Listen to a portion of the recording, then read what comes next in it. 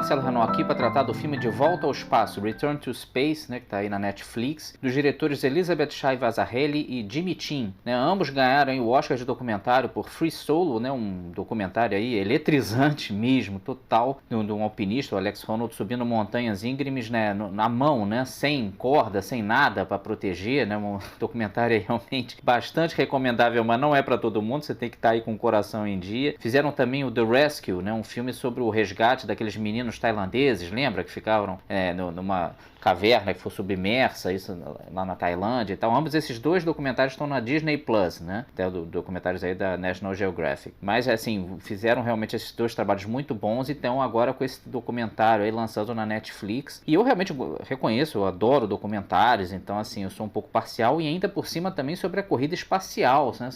Eu adoro esse tema, reconheço minha parcialidade em relação a isso, mas eu acho que se você tem um mínimo de interesse aqui, não tem o menor erro, vai curtir bastante, mas mesmo quem não seja tão virado para isso, acho que tem tudo para curtir esse documentário aí, muito interessante, né? E trata realmente desse esforço da SpaceX, do Elon Musk, né? O homem mais rico do mundo, né? Claro que essas coisas mudam, daqui a pouco basta cair as ações e tal, essas coisas do mundo financeiro, mas por enquanto um homem com mais de 200 bilhões de dólares nas contas, claro que em participações acionárias e tudo mais, e ele tem realmente esse plano de querer explorar o espaço, né? Ele tem esse lance de querer fazer a retomada da exploração espacial, né? E aí fazendo o lance da iniciativa privada, aí no caso a SpaceX dele, com a NASA, né? Uma parceria ali, que realmente depois da chegada do homem à Lua, né? Foi realmente ali um projeto muito também de marketing Estados Unidos contra a União Soviética, né? A União Soviética saiu na frente, lançando Sputnik e tal, depois a cachorrinha Laika no espaço, depois Yuri Gagarin, mas os Estados Unidos, claro, ficou muito incomodado com isso e conseguiu fazer com seu programa, né, do Apollo e tal, chegar lá na Lua, né, em 69 e tal, então isso foi muito realmente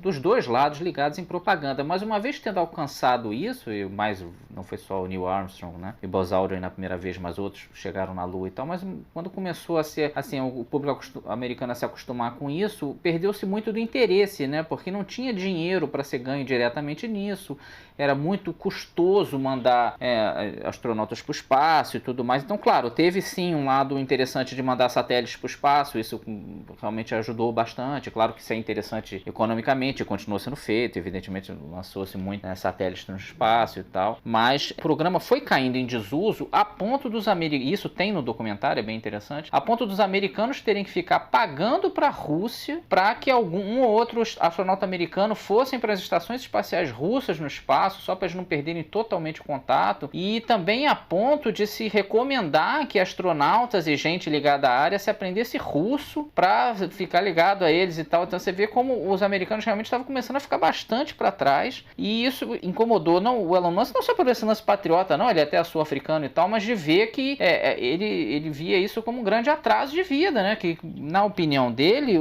a humanidade ele tem que avançar, não pode ficar só presa ao planeta Terra, né? Claro que esses programas são custosos e tal, e demanda esforços de governos e de homens como ele e tal, que botem grana firme, né? Porque não é dinheirinho não, dinheiro forte até para ele é pesado, né? Tem uma parte do documentário que ele fala, olha, eu aguento fazer 2, 3 lançamentos de foguete, eu não aguento muito mais do que isso não, porque é muito caro e tal, de bilhões de dólares mesmo, muitos bilhões. Então, assim, e o filme é permeado dessa tensão, né? Ah, ele é muito rico, pode tudo. Não é bem assim. Até pra ele era pesado. E nota-se em alguns lançamentos que ele tá muito, muito tenso, né? Então, o homem mais rico do mundo e tal. Uma tensão absurda. Mas ele realmente tinha esse sonho de criança, né? Ele é nascido em 71, né? Um cara muito excêntrico e tal, como eu vou tratar aqui à frente. Que ele pegou, provavelmente na infância dele, bastante esse lance da criança dizer, eu quero ser astronauta e tal. Que é uma coisa que, se a gente for reparar, praticamente não existe mais. Você perguntar para um menino ou uma menina, quero ser astronauta. Difícil, né? E era muito comum ali nos anos 70, começo dos anos 80. Agora, é claro que o Elon Musk é um rico, né? O mega bilionário, o mais rico do mundo, e aí tem aquela velha piadinha de que o pobre é maluco e o rico é excêntrico, né? E ele tem suas excentricidades, né?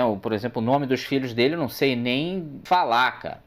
botar escrito aqui, né? Coisa de a gente que achava que 123 de Oliveira 4, por exemplo, era um nome esquisito, o Elon Musk está mostrando que não é só brasileiro que tem essas coisas, não. Então, é realmente, claro, ele tem seus momentos de falar bobagem né, pra TV e tal, né? Teve uma entrevista clássica dele com o Joe Rogan, que em tese ele teria fumado maconha, e teve muita polêmica em relação a isso. Ele tem seus momentos meio doidos, claro, né? Não tem jeito. Mas, né, o homem aí que ao mesmo tempo que tem essas doideiras, ele também é o cara que, né, o dono da Tesla, ele investe muito em energia solar, em carros elétricos, então ele faz muito bem também, né? O lance da gente não focar demais no lado possivelmente negativo dele, né? Ele também faz coisas bem interessantes e o mundo precisa de gente assim, de gente que acredite no que tem sonhos maiores, sabe? Que não pense só em ganhar dinheiro. Claramente ali pro Elon Musk o lance não é só ganhar dinheiro. Até porque dinheiro já tem demais. É realmente deixar uma marca no mundo e tal. E esse documentário é bem sobre isso também, né? Da ambição dele. De sonhos que passam muito longe até da vida dele. Porque o sonho dele é tornar a humanidade interplanetária, né? Não fazer com que a gente fique dependente de um planeta só. Isso é claro que por mais que o projeto dele dê certo e tudo vá muito bem, que é claro que as coisas não são bem assim, é claro que fracassos fazem parte do jogo. E a SpaceX abraça muito o fracasso, é bem interessante isso. Eles sabem que vão fracassar. Eles até falam da diferença deles para a NASA, né? Que a NASA é muito baseada em projeto, então eles ficam planejando aquilo 1000 vezes até finalmente executar. Esse SpaceX é mais na linha de ir fazendo, né? Construindo e aceitando o fracasso, aceitando a perda de dinheiro eventual e tal. Então ele tem isso, né? E é um projeto que mesmo que dê super certo, ele vai morrer sem ver isso. Pode morrer velhinho que não vai dar tempo de fazer o que ele realmente quer,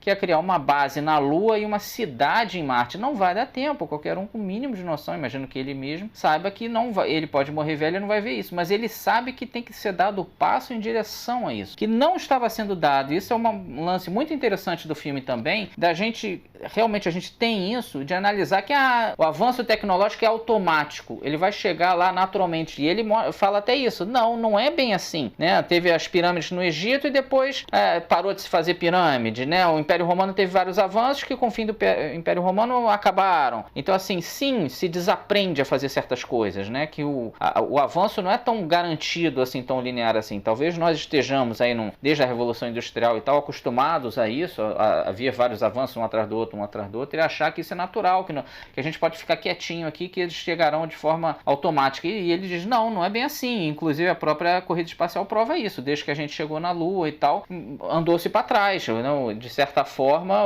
se desaprendeu a fazer isso e se desinteressou. O problema maior foi esse, se desinteressou de fazer isso. Então ele diz, não, tem que forçar a barra, tem que ter gente botando gás ali, que senão não vai não. E é isso que ele tem esse plano, realmente esse sonho. Muita gente riu dele e tal, mas ele tá conseguindo. Ele aos poucos tá lançando foguete fora da atmosfera, isso ele já fez até algumas vezes e tal. E realmente é bem bacana ver esse projeto da SpaceX nesse documentário. E realmente, além do lance de abraçar o fracasso, aceitar que faz parte do projeto, inclusive que sim, cara, é inevitável, haverá mortes, não tem jeito. É claro que num projeto desse escopo, é claro que acontecerá em algum momento, como teve na Challenger, né, teve alguns momentos, sim, terá gente que falecerá baseado nisso, mas é o risco do projeto, não tem muito jeito. E também o lance de baratear, né, isso a SpaceX está conseguindo no lance de tentar reutilizar foguetes, né, o foguete não ser jogado fora, entre aspas, né? Aterrissar de volta e tal, e isso baratear muitos custos, em tese já chegaria a 1/10 dos custos antigos. Então isso é muito importante também, e o documentário trata disso, trata da tensão dele, impressionante como o povo todo fica muito nervoso, né?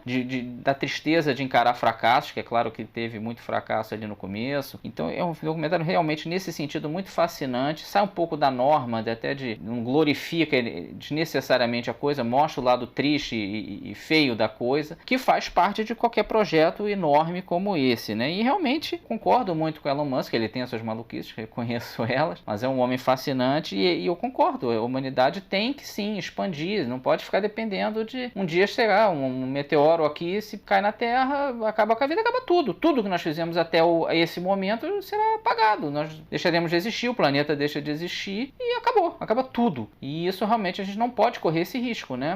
Dentro do possível, temos que tentar sair sim, não ficar só aqui no planeta Terra, entrar em outros planetas e tal, e garantir aí a nossa continuidade. Claro que vai demorar, é um projeto muito longo, né, de muitas gerações, não, ele sabe disso, nós sabemos, nós vamos morrer velhinhos e não veremos isso, mas tem que se ter continuidade, que se parou nos anos 80, 90, 2000, mas tem que voltar, e está voltando, com grandes homens aí como o Elon Musk e vários, né, cientistas e engenheiros e tudo mais no projeto, para que a gente dê esse grande passo aí, né? Então, esse foi o Marcelo Renault tratando aqui do filme De Volta ao Espaço, Return to Space, bastante interessante aí na Netflix. Espero que você curta o filme.